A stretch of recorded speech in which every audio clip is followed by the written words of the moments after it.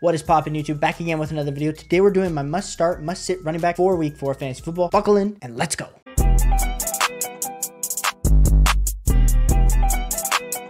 My first must-start running back for week 4 fantasy football is actually going to be some running backs. It's going to be Raheem Mostert and Achane. I know Achane said we're pronouncing his name wrong, and I still can't figure out how to say it right. So however you want to say it, you say it. I know you're probably like, duh, Caleb. Of course I'm starting those guys. Like, they absolutely just went off last week. Now, the one thing that a lot of people are concerned about is this week, the Dolphins are playing the Buffalo Bills, and we just saw how amazing that Buffalo Bills defense is. But Raheem Mostert, Achane, I think they're both going to get enough work that it's going to be worthy of both of them to be a must start. Now, with Achane getting a lot more touches, as we're going to see him, the rookie running back, a lot more explosive than Raheem Mostert, even though Raheem Mostert looked very explosive in his own right. I think Raheem Mostert is definitely a must start this week. Achane is a slightly riskier must start, but I still think he is a must start, especially with the running back landscape right now. You're going to be easily starting those guys. My next must start is going to be James Cook for the Buffalo Bills. He was a must start for us last week. He's a must start for us this week. This week going up against the Dolphins. And like I said, in this matchup, I think all the running backs are going to feast. Now, I'm not starting Damian Harris or Latavius Murray. We saw James Cook last week with 13.2 fantasy points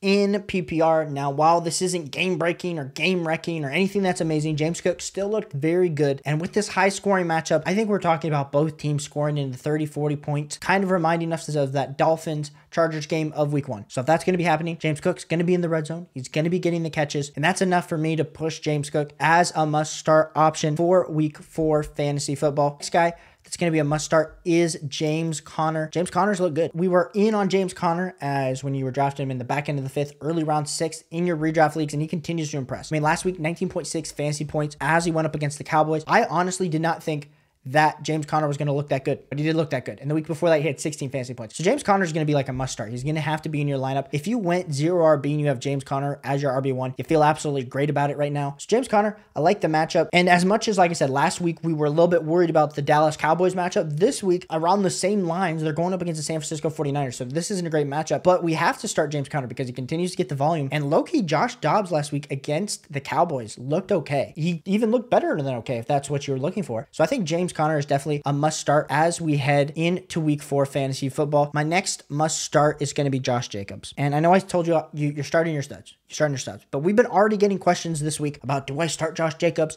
Do I trade Josh Jacobs? And all of those are fair assessments to be made. The Raiders are going up this week against the Chargers. So it's an in-division game. We don't know if Austin Eckler is going to play, but Josh Jacobs really hasn't looked good. We're talking 9 fantasy points in both week 1, week 2. Last week, only 11 fantasy points. He's right now hovering around RB25 on the season. And that's just not where you want him. You got guys like Roschon Johnson, Tyler Algier, Isaiah Pacheco that are all outscoring our boy Josh Jacobs. When is Josh Jacobs finally going to get back into that top 12 potential that I think he does have? Now, I don't think he has overall top 5 RB upside. We even said that this season. He had, like I said, last year was an absolutely amazing year. There's been a ton of things that have happened to this Raiders offensive line, to this Raiders offense. But I think Josh Jacobs, he's definitely underperforming right now, and I definitely think he will be getting on track. So you drafted Josh Jacobs high, continue to start him week after week, and I think this week could be the week that it pays off, where I think he gets more than 11 fantasy points. I think Josh Jacobs definitely finishes this week 16, 17 fantasy points. Now, maybe that doesn't win you the week, but it's a lot better than it has been the last 2 weeks. So I do like Josh Jacobs as a must start. My final must start category is going to be 2 guys, David Montgomery, Jahmyr Gibbs. Now, if you drafted Jahmyr Gibbs in the 3rd, like I did in a few of my leagues, it's been pretty iffy. It's been okay. Like, he's been a flex-ish option, but it hasn't been great, especially when you're like, I needed an RB1. I drafted 2 wide receivers and I drafted Jahmyr Gibbs. Caleb, when is this breakout going to be happening for Jahmyr Gibbs? I think it happens soon. I really do think it happens soon for my man Jahmyr Gibbs. But David Montgomery's back this week, and it's an in-division game against the Green Bay Packers, where the Packers have been the 11th points against team, and the over-under is 45. I think it's going to be a pretty medium-level scoring game, which both teams like to rely on the run. So I think David Montgomery and Jahmyr Gibbs can definitely both be started this week. I'm so sick and tired of the way that the Lions are slowly bringing along Jahmyr Gibbs. Like, let's get him more involved. He's your top 15 pick. But I think it's going to happen one of these weeks. So I am boldly starting Jahmyr Gibbs this week. And a lot of people are going to tell you to sit Jahmyr Gibbs. They are. But, like, honestly, who are we comparing Jahmyr Gibbs with? It's like, are you starting Jahmyr Gibbs? Or are you starting Tyler Algier? Like, those are the questions that you're going to have to be having with yourself this week. So I think Jahmyr Gibbs and David Montgomery are both must starts. We move on to our must sit players this week. And there's a few guys that we're going to be talking about must sitting. The first guy is going to be in the same game we're going to be sitting A.J. Dillon. If Aaron Jones is back from that hamstring injury, A.J. Dillon, you didn't really do anything when you were the bell cow. Now there's no reason for me to rely on you, especially how good Aaron Jones looked in week 1. And even going back to last year's splits, Aaron Jones is the clear dominant player in that backfield. We then moved to some other running backs. Now, I think you have to start Alexander Mattison just based on depth, based on some of these running back injuries if you do have Alexander Mattison, but you're sitting Cam Akers. I know it feels great. You feel like, oh, the explosion. He just wasn't used right in the Rams backfield. Like, don't buy into any of that crap. Like, we are sitting Cam Akers this week going up against the Carolina Panthers. Is Bryce Young going to play? It's probably going to be the Andy Dalton show again. And Alexander Mattison, he's an iffy play. I mean, you probably have to start him, but yeah, Cam Akers, we are benching Cam Akers this week. We moved to the Baltimore Ravens backfield, and none of these guys are startable. Gus Edwards, I mean, we're talking risky.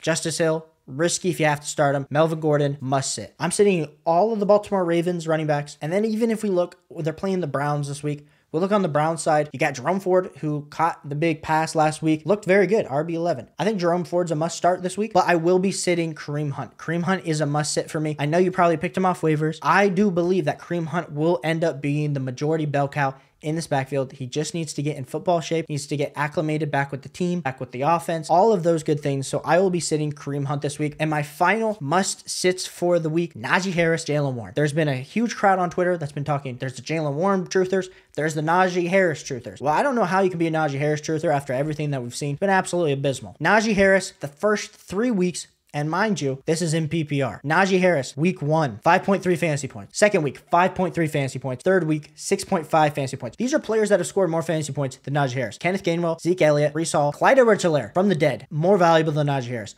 Justice Hill, Rico Dowdle, Chuba Hubbard, Samaje Perine, Josh Kelly. For as bad as Josh Kelly looked last week with his 2.7 fantasy points, he still has scored more fantasy points this season than our man Najee Harris. So Najee Harris is a must bench. But there's a lot of people that say, oh, like the deep stash, like I picked up Jaylen Warren off waivers. I threw him in because I thought it was going to be a Melvin Gordon, Austin Eckler, where Jaylen Warren's the Austin Eckler, the more explosive, the lightning, to Najee Harris's thunder. That didn't happen either last week. Jaylen Warren, 8.2 fantasy points. Well, okay. It was better than Najee Harris. I give you that. The week previous to that, 12.6 fantasy points. So the highest scoring back out of the backfield that we've seen from the Pittsburgh Steelers offense, 12.6 fantasy points in week 2, 6.8 in week 1. Neither of these guys are startable this week, and they're playing the freaking Texans. If neither of these guys are startable, I just don't know how it's going to happen this season. Unless the Pittsburgh Steelers offense, this offensive line is absolutely terrible. George Pickens has been playing okay. Pass catchers are doing fine, like okay. But there's no reason to me to be starting Najee Harris, Jaylen Warren. You should have better options. You really should have better options. So if you have either of these guys, ask me down below in the comments who you should start, who you should set. But I appreciate you guys so much for tuning into this video. This is another edition of our week 4 running back must starts, must sits. We'll be back again tomorrow talking about my wide receiver must starts, must sits. But until then, hit that like button, hit that subscribe button, and I'll catch you on the next one. Peace.